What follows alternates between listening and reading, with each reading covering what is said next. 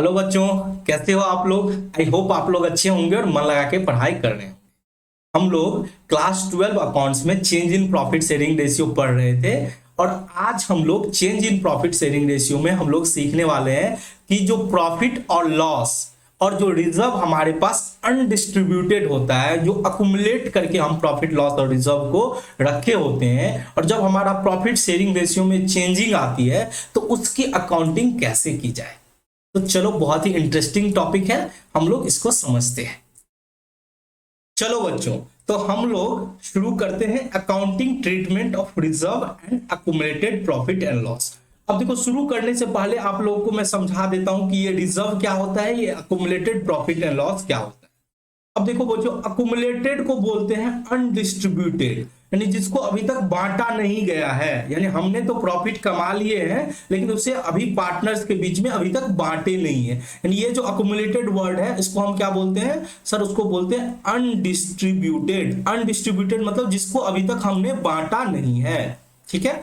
Profit and loss तो आप जानते ही हो, जो आप हम जो प्रॉफिट कमाते हैं या जो लॉस हो जाता है हमारे बिजनेस में, यानी net of income and expenses जो होता है वो हमारा प्रॉफिट होता है। इनकम ज्यादा होता है तो प्रॉफिट होता है, एक्सपेंसेस ज्यादा हो जाता है तो लॉस हो जाता है। ये तो हम लोग जानते हैं। अब रिजर्व क्या होता है, देखो ये जो अनडिस्ट्रीब्यूटेड प्रॉफिट एंड लॉस है इसको हम लोग किस अकाउंट में रखते हैं, किस अकाउंट से जानते हैं सर, पीएल अकाउंट के नाम से जानते हैं।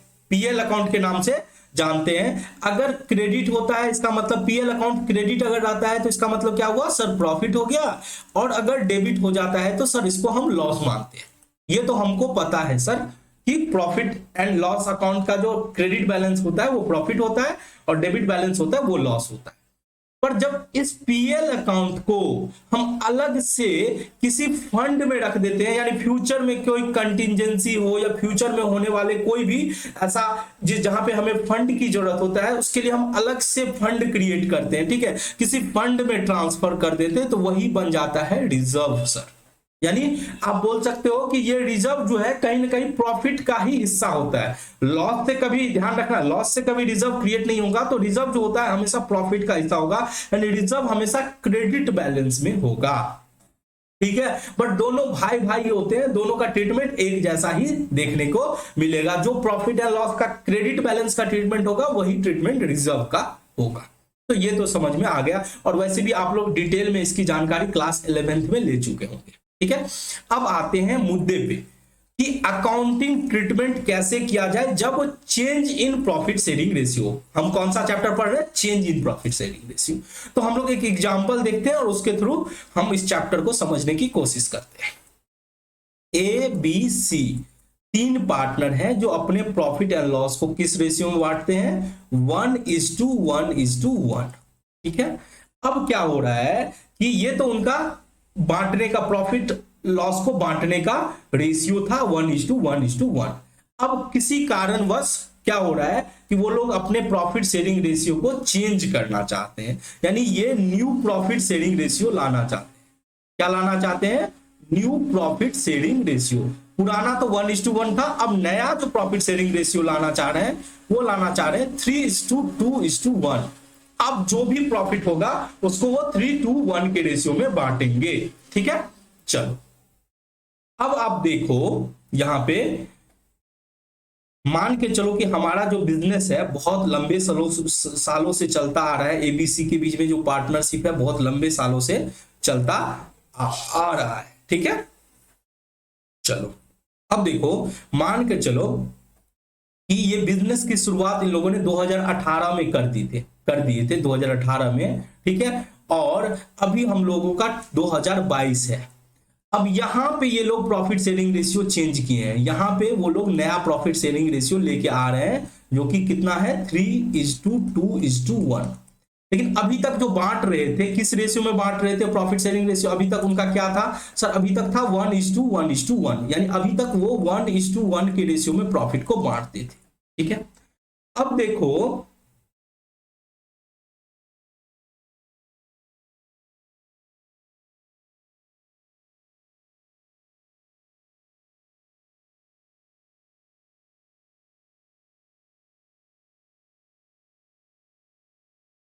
अब देखो कि यहां तक इन लोगों ने कुछ ना कुछ प्रॉफिट तो कमाए होंगे जो बांटे नहीं होंगे। ऐसा तो नहीं हो सकता ना कि जो भी प्रॉफिट कमाए सब बांट के अपने घर लेके चले गए सभी पार्टनर।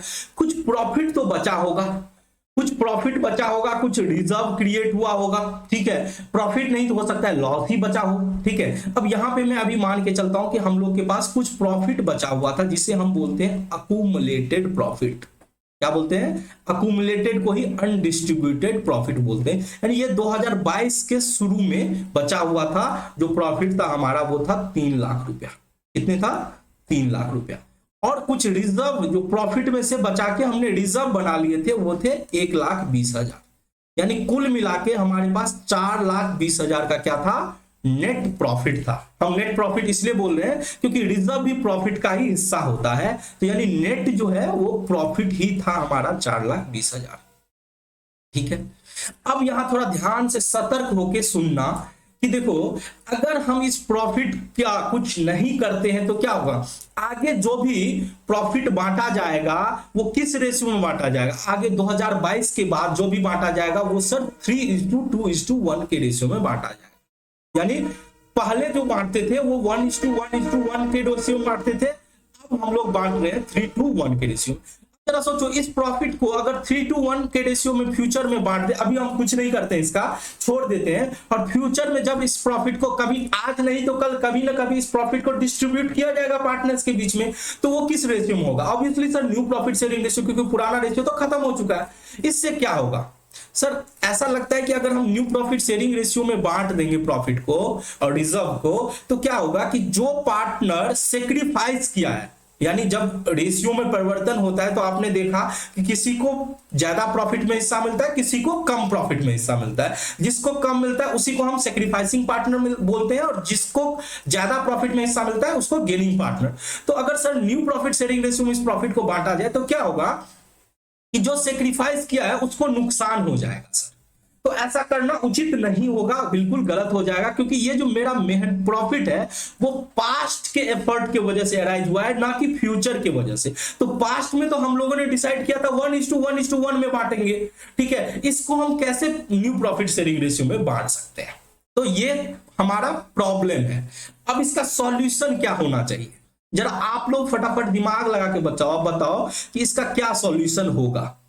तो सर इसका एक सॉल्यूशन तो ये है कि ये 4,20,000 आप बोल रहे हो कि पुराना एफर्ट की वजह से हो रहा है, तो पुराने पार्टनर्स के बीच में ओल्ड प्रॉफिट शेयरिंग रेशियो में बांट दो, यानी इसको डिस्ट्रीब्यूट कर दो। इसको क्या कर दो? डिस्ट्रीब्यूट कर दो। और डिस्ट्रीब्यूट करने से क्या होगा सर? आपका जो पीएल अकाउंट है, यानी ये जो अकुमुलेटेड प्रॉफिट है, ये जो रिजर्व है, ये क्या हो जाएगा? खत्म हो जाएगा। इसको बांट देंगे पार्टनर के बीच में, तो ये जो पीएल और रिजर्व क्या हो जाएगा? क्लोज हो जाएगा। क्या हो जाएगा? क्लोज हो जाएगा। अब थोड़ा सा ध्यान से हम सुनना, इसको मैं जूम आउट करता हूं, ठीक है। आई होप आपको दिख रहा होगा, ठीक है। चलो, अब क्या हो रहा है कि सर आपका पीएल और रिजर्व क्या हो रहा है? क्लोज हो जा रहा है।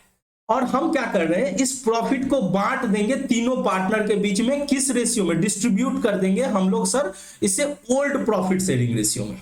ओल्ड प्रॉफिट शेयरिंग रेशियो में बांट देंगे, यानी पार्टनर्स कैपिटल में क्रेडिट कर देंगे, और हम अपना पीएल अकाउंट और रिजर्व अकाउंट को खत्म कर देंगे। एक ऑप्शन तो ये है सर, ठीक है। और लेकिन इसमें सर एक प्रॉब्लम है। क्या प्रॉब्लम है? फटाफट बताओ सर। इसमें यह प्रॉब्लम है कि अगर हम प्रॉफिट को बांट लेते हैं, रिजर्व को बांट लेते हैं, सब अपने घर लेके चला जाता है। सर हमने जब प्रॉफिट को बचा के रखा था, रिजर्व को बचा के रखा था कोई मकसद से ना, अगर हमको बांटना होता तो हम तब के तब ही क्यों ना बांट लेते जो आज हम बचा के रखे थे, कुछ ऑब्जेक्टिव के लिए बचा के रखे थे। हमें इस प्रॉफिट का फ्यूचर में यूज था, इसीलिए बचा के रखे थे। और आप क्या कर रहे हो? जैसे ही न्यू प्रॉफिट शेयरिंग रेशियो आया, आप चेंज किए प्रॉफिट शेयरिंग रेशियो, प्रॉफिट को सब अपने पार्टनर्स के बीच में घर लेके चला जाएगा, तो फिर बचेगा कुछ नहीं सर। बहुत मेहनत से इस प्रॉफिट को और इस रिजर्व को बचा के रखे थे। तो ऐसा करो कि एक कहावत है कि सांप भी मर जाए और डंडा भी ना टूटे, ठीक है। अब ऐसा काम करते हैं कि प्रॉफिट भी बचा रह जाए, यानी प्रॉफिट भी खत्म ना हो, रिजर्व भी अपने बिजनेस में है जिससे हम फ्यूचर में इसका यूज कर सके, बट किसी पार्टनर को नुकसान भी ना हो। मेनली क्यों बांट रहे हो? क्योंकि सेक्रीफाइसिंग पार्टनर को नुकसान हो रहा था, इसीलिए आप प्रॉफिट और रिजर्व को बांट रहे थे। तो ऐसा काम करो कि नुकसान की भरपाई भी हो जाए और हमारा प्रॉफिट और रिजर्व एज इट इज बचा रह जाए। तो इसके लिए हम लोग क्या करेंगे, तो एक ऑप्शन तो डिस्ट्रीब्यूट करने का था, दूसरा ऑप्शन में हम डिस्ट्रीब्यूट नहीं करेंगे। क्या करेंगे, डिस्ट्रीब्यूट नहीं करके हम क्या करेंगे, जो पार्टनर सेक्रीफाइस किया है, नुकसान तो उसको हो रहा है, तो उसको जितना से नुकसान हो रहा है उसकी भरपाई क्या कर देगा, गेनिंग पार्टनर, जिसको फायदा हो रहा है नया प्रॉफिट शेयरिंग रेशियो की वजह से, तो वो क्या करेगा, भरपाई कर देगा। तो उसके लिए हम लोग क्या करेंगे, एडजस्टमेंट एंट्री पास कर देंगे। क्या करेंगे, एक एडजस्टमेंट कर देंगे, एडजस्टमेंट एंट्री पास कर देंगे, और उस एडजस्टमेंट एंट्री के थ्रू क्या करेंगे, जो नुकसान हुआ है उसको गेनिंग पार्टनर भरपाई कर देगा, यानी गेनिंग पार्टनर्स कैपिटल को डेबिट कर देंगे और सेक्रीफाइसिंग पार्टनर्स कैपिटल को क्या करेंगे, क्रेडिट करेंगे। तो इस तरह से हम एक एडजस्टमेंट एंट्री पास कर देंगे।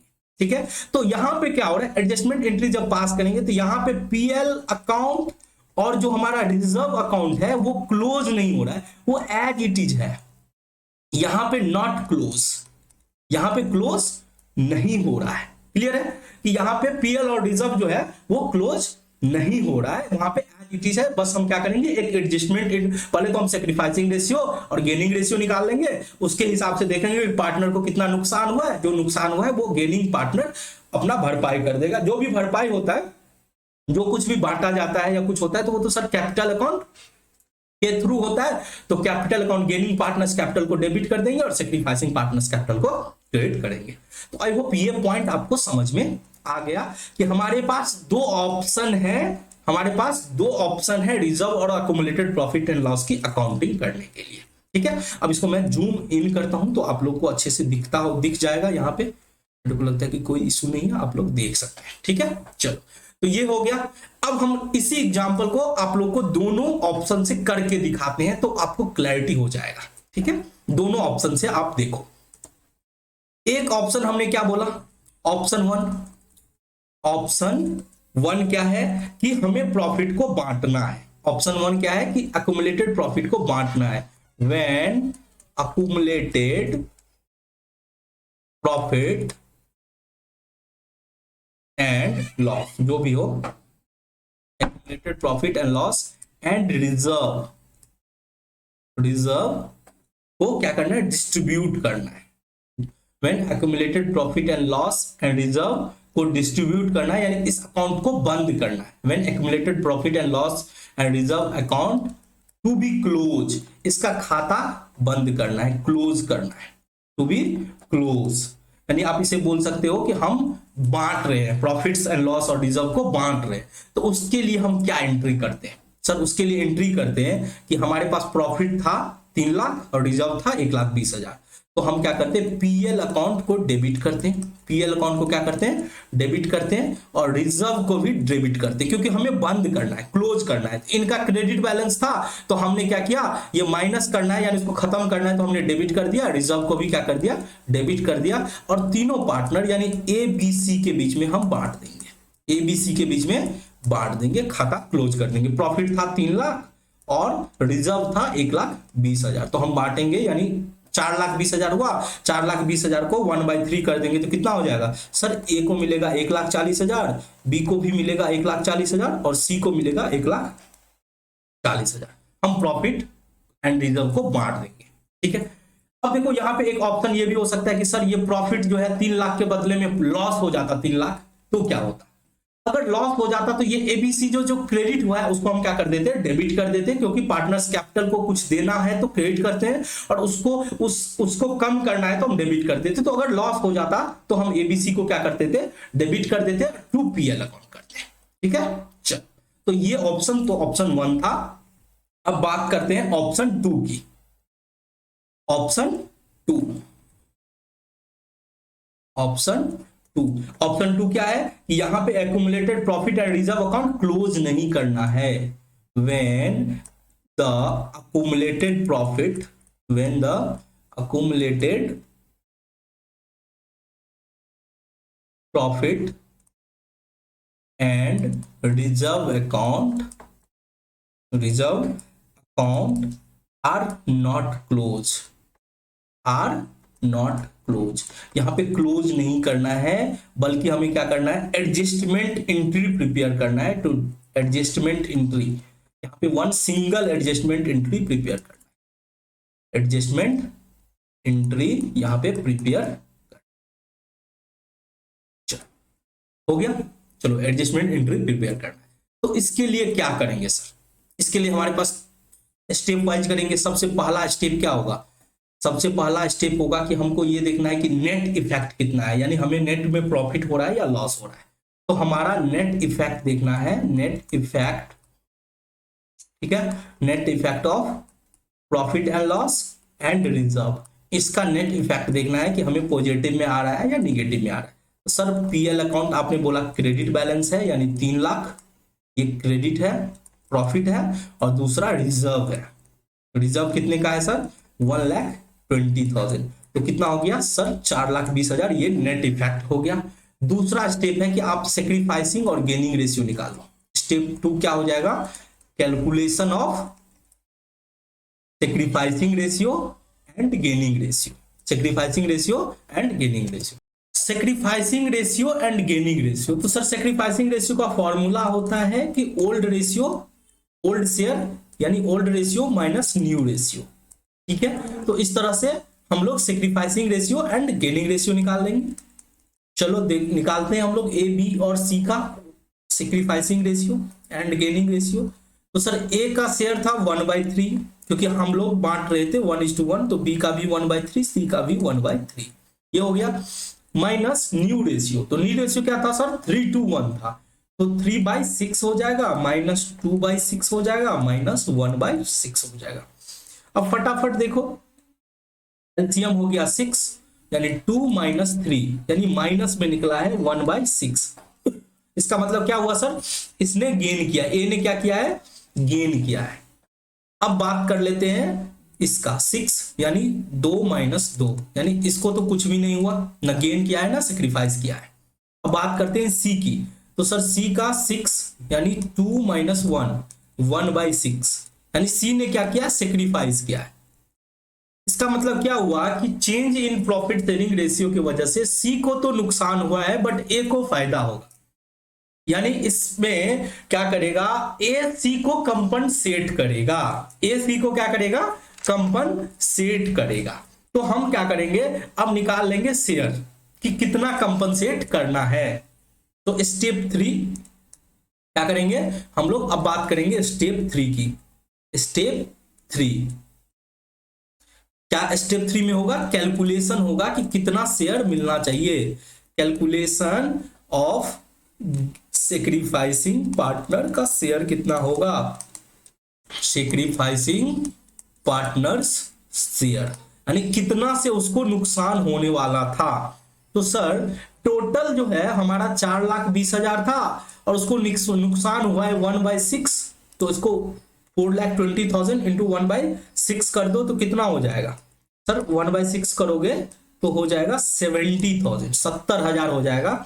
6 को डिवाइड करोगे, 4,20,000 को 6 से डिवाइड करोगे तो 70,000 आ जाएगा। तो हमें 70,000 निकल गया।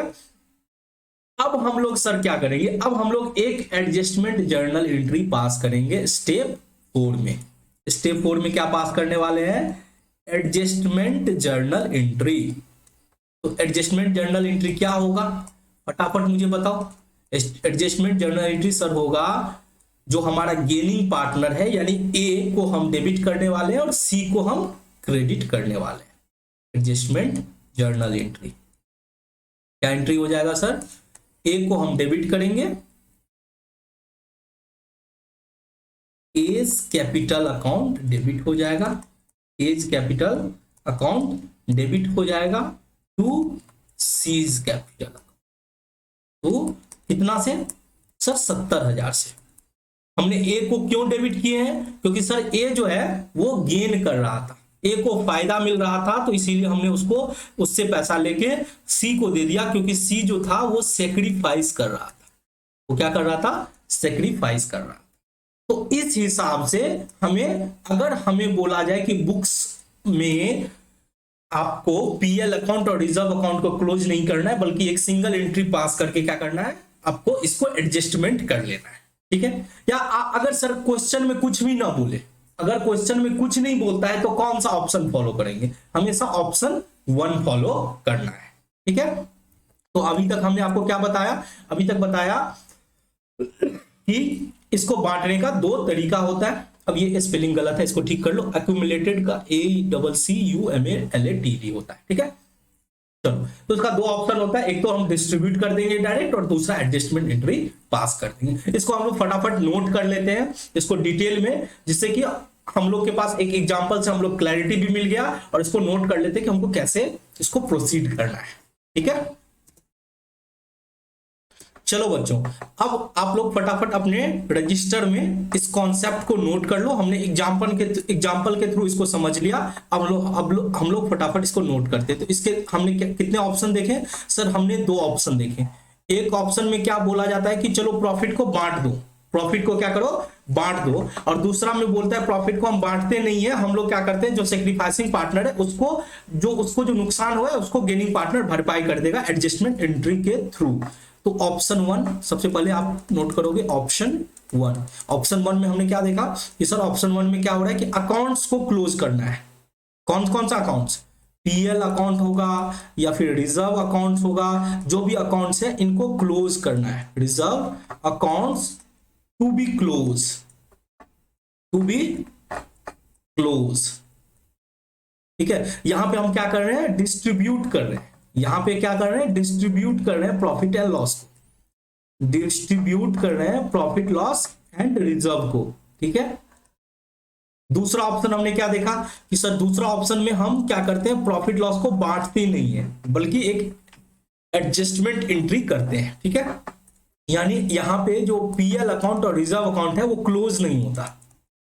PL account and reserve account not to be close, यहां पे क्लोज नहीं होता है, नॉट टू बी क्लोज। इसका मतलब क्या हो रहा है कि यहां पे हम डिस्ट्रीब्यूट नहीं कर रहे हैं। ठीक है। यहां पे प्रॉफिट लॉस एंड रिजर्व की डिस्ट्रीब्यूशन नहीं होती है।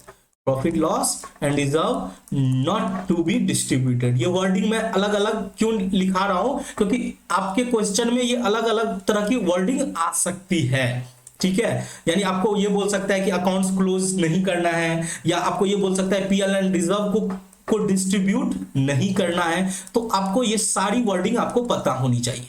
Not to be distributed, PL and reserve not to be distributed.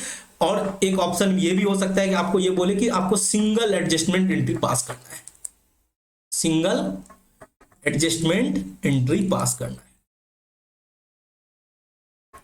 ठीक है। Entry to be passed. ठीक है। आपको क्या करना है sir, single adjustment entry pass करना है। ठीक है। तो आपको इतने तरह के वर्डिंग आ सकते हैं। ठीक है। सर अगर कुछ भी ना आए, बस आपको ये दे दिया जाए, आपको बस बोला जाए कि आपको इसकी अकाउंटिंग करनी है, accumulated profit loss and reserve, आपको कुछ बोले नहीं कि क्लोज करना है नहीं करना है, डिस्ट्रीब्यूट करना है नहीं करना है, एडजस्टमेंट एंट्री के बारे में भी नहीं बोले, तो क्या करेंगे सर? तब हम ऑप्शन 1 हमेशा सिलेक्ट करेंगे। यानी आप यहां पे ये भी लिख सकते हो कि if question is silent, if question is silent. तो बहुत तरह से आपके क्वेश्चन बन सकते हैं। देखो, एक तो बोला जा सकता है कि आपको profit loss and reserve account को क्लोज करने हैं या नहीं करने हैं, डिस्ट्रीब्यूट करने हैं या नहीं करने हैं, या फिर सिंगल एडजस्टमेंट एंट्री पास करने हैं। कुछ भी ना बोले तो आपको ऑप्शन 1 हमेशा सेलेक्ट करना चाहिए। ठीक है। चलो, अब हम लोग फर्स्ट ऑप्शन 1 के बारे में बात करते हैं। ऑप्शन 1 के बारे में बात करते हैं, जो जिसमें क्या करना पड़ता है, अकाउंट्स को क्लोज करना पड़ता है। यानी PL accounts and reserve accounts को क्लोज करना पड़ता है। PL account and reserve account to be close. तो उसमें हमने क्या किया सर? हमने क्या किया, जो भी अक्यूमुलेटेड प्रॉफिट लॉस को बांट दिया। यानी यहां पे accumulated profit and loss, profit and loss and reserve, अगर कुछ रिजर्व है तो रिजर्व को क्या करना चाहिए, डिस्ट्रीब्यूट करना चाहिए। Should be distributed, should be distributed. हमें क्या करना है, उसे डिस्ट्रीब्यूट करना है यानी बांट देना है अमॉन्ग एग्जिस्टिंग पार्टनर के बीच में,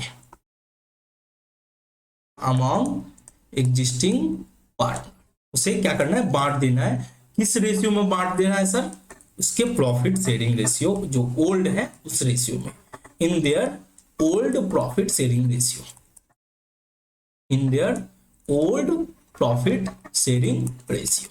तो हमने क्या बोला कि जो भी अकुमुलेटेड प्रॉफिट एंड लॉस है उसको क्या करना है, बांटना है पार्टनर्स के बीच में, वो भी ओल्ड प्रॉफिट शेयरिंग रेशियो में। ठीक है, अब इसके लिए क्या जर्नल एंट्री पास होगा, ठीक है, तो देखो इसके लिए क्या क्या जर्नल एंट्री पास होगा, उसके ऊपर 2 पॉइंट है कि आपको प्रॉफिट हो रहा है या लॉस हो रहा है, यानी आपके पास अनडिस्ट्रीब्यूटेड प्रॉफिट एंड रिजर्व है तो फॉर अनडिस्ट्रीब्यूटेड, अनडिस्ट्रीब्यूटेड को ही एक्युमुलेटेड बोला जाता है जो हमने सीखा, प्रॉफिट एंड रिजर्व। अगर हमारे पास कोई अनडिस्ट्रीब्यूटेड प्रॉफिट एंड रिजर्व है तो उसके लिए हमें कैसे बांटेंगे, क्या एंट्री होगा, तो इसके लिए एंट्री क्या होगा, ये जो हमारा पीएल का बैलेंस है, जो क्रेडिट बैलेंस है, हम उसको डेबिट करेंगे यानी उसको कम करेंगे। पीएल अकाउंट क्या हो जाएगा, पीएल अकाउंट सर डेबिट हो जाएगा, जो रिजर्व का क्रेडिट बैलेंस है वो रिजर्व अकाउंट क्या हो जाएगा, डेबिट हो जाएगा, और जो हमारा ओल्ड पार्टनर है, एग्जिस्टिंग पार्टनर है, उस पार्टनर्स को हम क्रेडिट करेंगे किस रेशियो में सर, ओल्ड रेशियो में, पार्टनर्स कैपिटल अकाउंट। और सर अगर फिक्स मेथड हो तो वहां पे करेंट अकाउंट हो जाएगा, कोई दिक्कत नहीं है, पार्टनर्स कैपिटल अकाउंट और पार्टनर्स करेंट अकाउंट। ठीक है, अब बात करते हैं दूसरा कि अगर सर लॉस हो, अगर क्या हो, लॉस हो तो for undistributed loss, for undistributed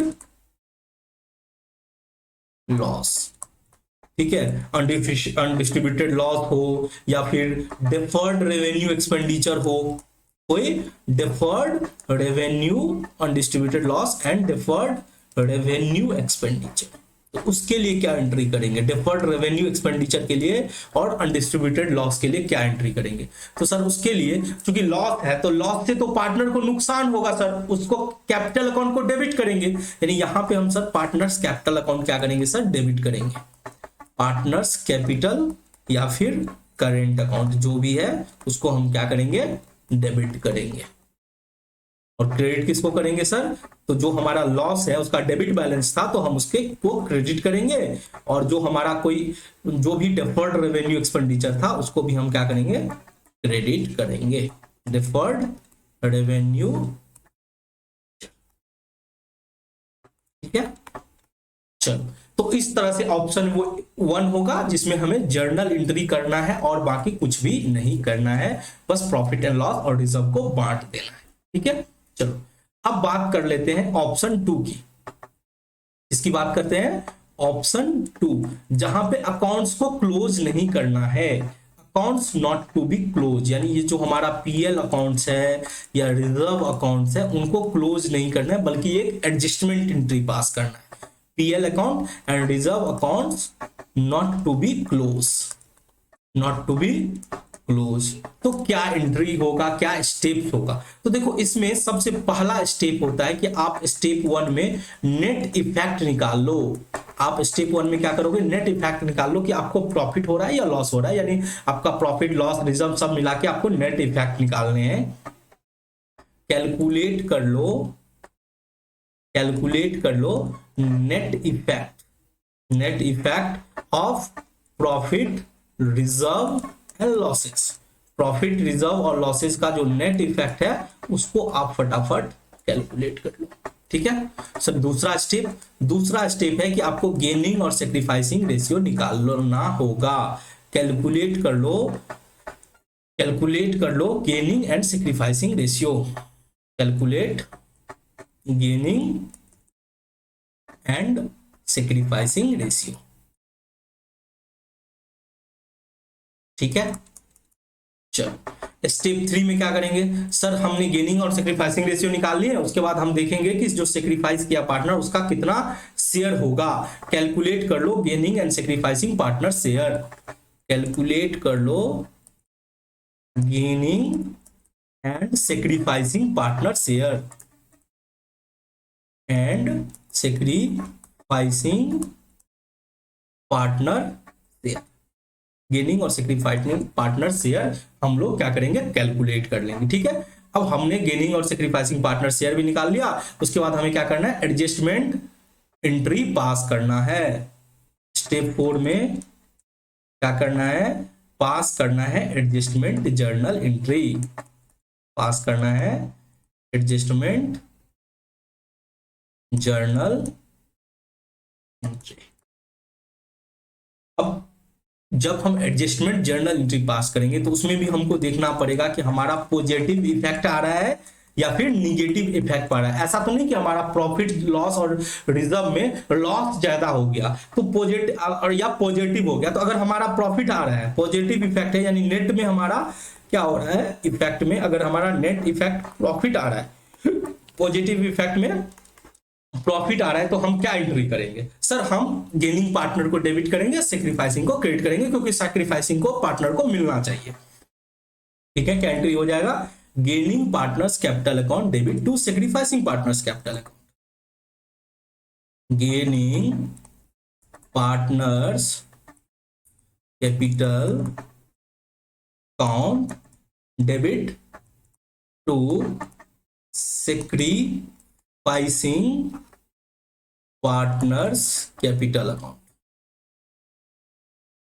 ठीक है, हमने क्या किया, गेनिंग पार्टनर कैपिटल अकाउंट को डेबिट किया और सेक्रीफाइसिंग पार्टनर्स कैपिटल अकाउंट को क्या किया, क्रेडिट कर दिया। ठीक है, अगर हमारा नेट इफेक्ट यानी नेट इफेक्ट हमारा निगेटिव हो तो, अगर हमारा नेट इफेक्ट क्या हो, निगेटिव हो, बी में हमारा निगेटिव इफेक्ट हो, दूसरा ऑप्शन क्या हो सकता है, निगेटिव इफेक्ट हो तो, यानी लॉस में अगर हो जाए, नेट लॉस, तो हम क्या करेंगे, तो सर उसके लिए एंट्री उल्टा हो जाएगा, सेक्रीफाइसिंग पार्टनर्स कैपिटल अकाउंट क्या हो जाएगा, डेबिट हो जाएगा और gaining partners capital account credit हो जाएगा। यहां पे क्या करेंगे सर, सेक्रीफाइसिंग पार्टनर्स कैपिटल को डेबिट कर देंगे, sacrificing partners capital account debit कर देंगे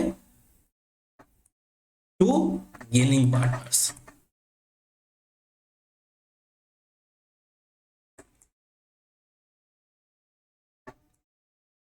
ठीक है, चलो, तो इस तरह से हमने दोनों कॉन्सेप्ट को समझ लिए कि हमारे पास अकाउंटिंग करने के दोनों ऑप्शंस होते हैं। ठीक है, आपको मैंने एक एग्जांपल भी बता दिया। अब आपके काम क्या है कि आपको होमवर्क करने हैं, आपको खुद से बना के लाने हैं। अगर आपको कहीं भी क्वेश्चन में दिक्कत होता है तो आपको कमेंट्स करके बताना है, हम वो क्वेश्चन का सॉल्यूशन आपको दे देंगे। तो आपका होमवर्क क्या रहा, आपका होमवर्क रहा क्वेश्चन 6 से लेके क्वेश्चन 13 तक आपको बनाना है।